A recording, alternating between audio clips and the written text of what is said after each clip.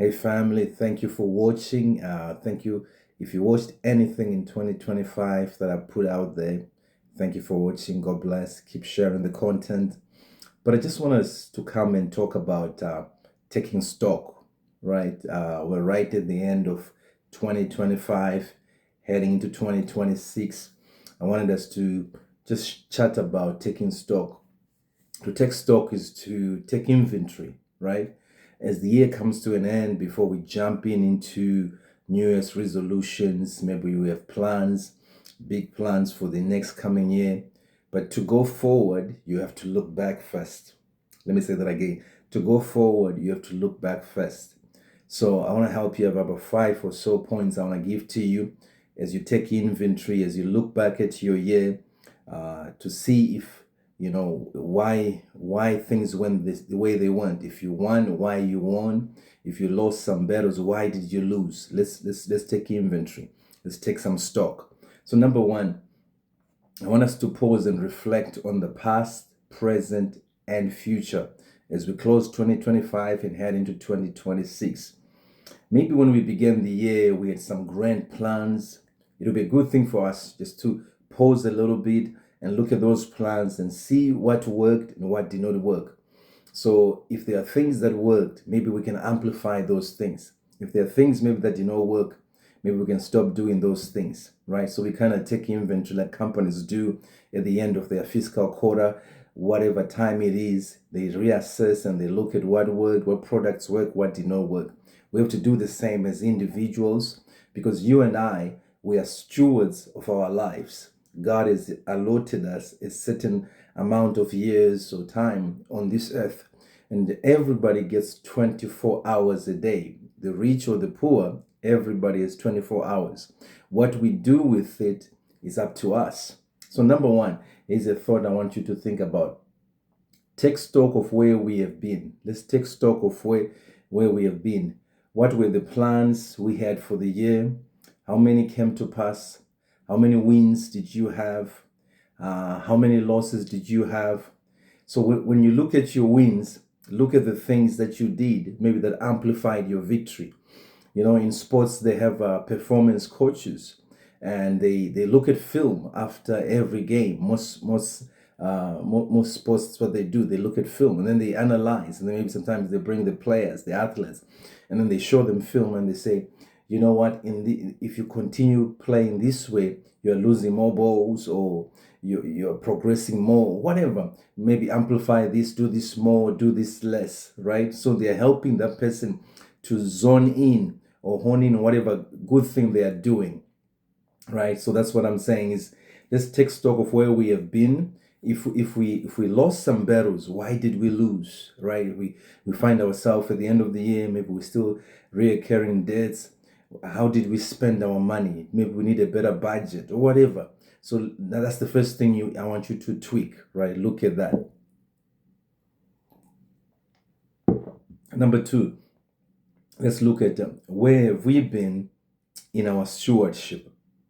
So I said you and I were stewards. What does the word steward? The word steward means this is the job of supervising or taking care of something. In these fancy hotels, they have valets, people, people who drive these nice cars, they will come there, give them to a steward or somebody, a valet, and that person takes the car, go parks it underground or something. It's not their car. They're just supervising or taking care of that vehicle for somebody else. So just like you and I, God has entrusted us with life. We are stewards of this life. So in this life, God has given us some things. Number one, He has given us time, right? So time is a precious commodity, right? Because if you lose it, you can't gain it back, right? Money, you can lose it and gain it back, but if you lose time, you can't gain it back. So look at, how did I use my time? How did I spend my time? What were the things that were draining my time in 2025? Did I spend too much time on social media? Did I spend a lot of time watching TV? What drained my time, right? And maybe cut on those things so you can get more of your time, right? It's like I said, time is the most important commodity you have. Was I diligent with the skills that I have, right? Everybody has a talent and a gift. And sometimes the unfortunate thing about life is, we tend to ignore the things we are good at. If you're good at baking or you're good at a certain skill, you tend not to amplify that. You feel like, I should be doing something better. I should be getting an accounting degree. I should be getting this. But what about amplifying something that you are good at? Right? Because so somebody might say, how do I see what am I good at? What is it that comes easy to you? There's some things you just do, they're easy for you. And that's probably a sign that this is what you are gifted at. So, so that was number 2. Number 3, I want to give you something.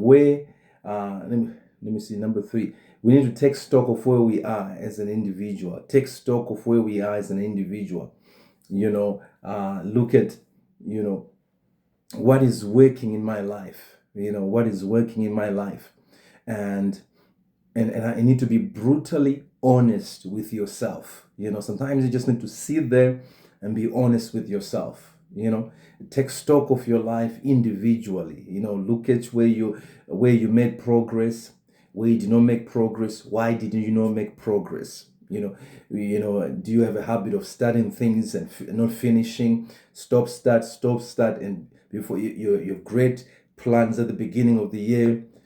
Sign up for a gym membership. Come February, you're done. You don't go anymore to the gym. So be brutally honest with yourself and put some things in place this year and say, you know what, I'm going to maybe get somebody to hold me accountable. So whatever I start, I'm able to finish, right? The Bible says better is the end of a thing than the beginning, right? So finishing is better than starting, because starting is easier. How many things have we started and not finished, right? So I'm just encouraging you that as you take stock of and then at the end of the year, look back at things you started, projects you started. How many did you finish? How many did you bring to completion? So just be brutally honest with yourself. It's important for progress. Okay? All right, let's keep going. We need to take stock of, let's take the last one I want to give you. We need to ask, what have I learned from my past mistakes? What have I learned from my past mistakes? Because if we don't learn from our past mistake, guess what? We are bound to repeat them. I'm going to let that sink in. If we don't learn from our past mistakes, we are bound to repeat them. So maybe sit down and say, you know what? This thing keeps happening. So learn from some mistakes that you have made. Because if you don't learn from those mistakes, you won't graduate from that class. Right? The children of Israel refused to learn, and God kept them in the desert for 40 years because they refused to be obedient to his word, and they stayed in the same, going around the same mountain over and over again. And sometimes in our lives, it's almost like when we get to December 31st, like deja vu. It's like, oh man, I just lived this life. I've lived these years, the same 10 years. It's been the same pattern. I begin January, I have these grandiose plans, and come August, I've derailed, and by December, I'm upset with myself. Be brutally honest with yourself, right? Learn from your mistakes. Have a journal, write down what are you going to do differently this year? Because if you're going to do the same thing and expect different results, it's not going to work. They call it foolishness. It's not going to work. So you better make different plans and take different actions. I'm going to get I'm going to get a coach. I'm going to get a mentor. I'm going to get a pastor, somebody who's going to help me create a better plan, who's going to hold me accountable, a friend, whoever, a sibling, somebody will hold me accountable to these plans that I have or these routines that I want to start, right? Just to help you progress. Because when you progress, it just brings an excitement and a joy to your life, right?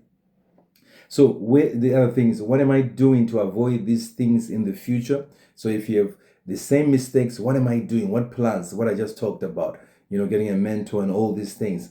Oh, and then where do I hope to be this time next year? Where do I hope to be this time next year? So when you look back and say, okay, I'm making these plans, and by the end of the year, I'm hoping that, I've cut this debt by half, or I've finished this debt, or I've started a new career, I've finished my course, I've built the deck, I've done that. Whatever it is that you're looking forward to, have a vision board or something.